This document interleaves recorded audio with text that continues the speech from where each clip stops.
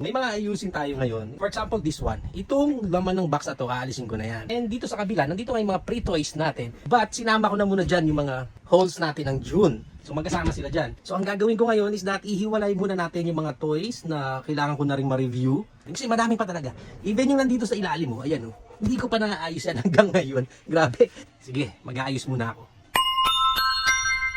As of now, ito na lahat ng June holes natin. Hindi pa tapos yung June. So, possible na madagdagan pa itong mga to. Diyan ko na muna sila nilagay para mas mabilis ko silang makita rather than dito sa loob ng box na to na naka-enclose na hindi ko sila napapansin. Itong kabilang box naman, yung ayusin natin. Yan, tapos na natin yung dalawang boxes natin dito. Ayan o, okay. So maayos na yan. Dito yung ating pang superb mat. Ito yung mga manti holes natin. Minsan talaga nakakapagod mag-ayos, mag-rearrange ng mga toys, na mga meron kayo, pero nakaka-enjoy din naman, kahit nakakapagod.